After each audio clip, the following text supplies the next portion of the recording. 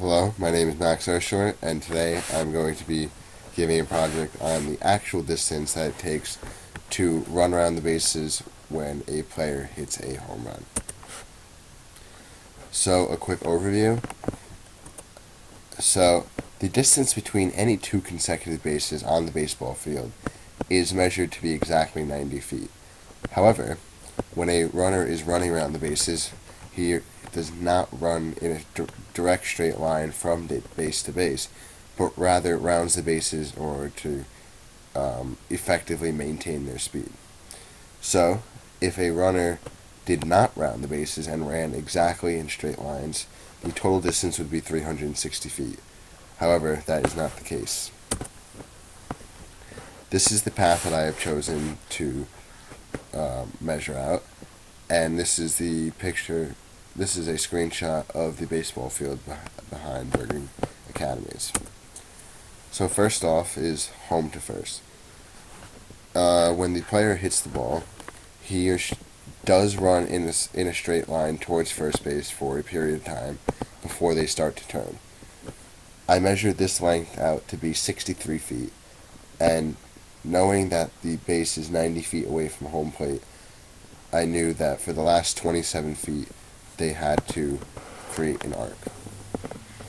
So, at about half that distance, I estimate that the player goes about 5 feet away from the baseline, and using those 3 points and quadratic regression, I was able to come up with an equation, the derivative, and then eventually using the arc length formula, I came up with the distance that it takes to make that turn.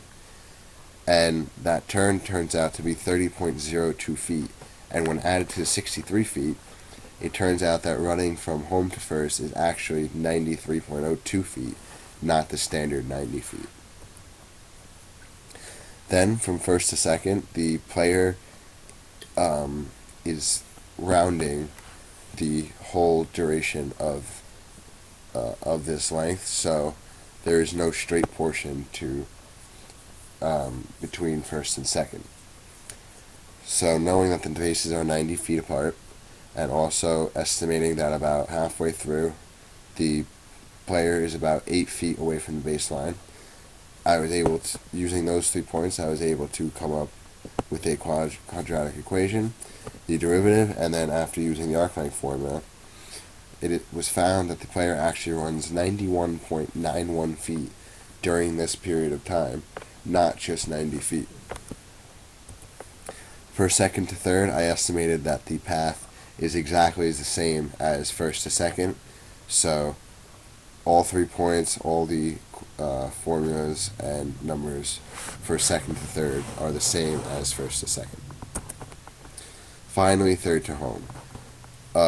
During this portion, the runner runs straight from third to home, and this is done because the shortest distance between any 2 points is in a straight line. And it is important to score runs, so the coaches do not want players rounding out of the base path when running from third to home.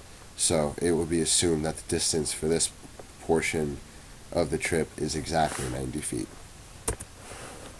After adding up all the distances from home to first, first to second, second to third, and third to home, it was determined that the actual total distance around the base path is 366.84 feet, not this what is believed to be exactly 360 feet. Thank you.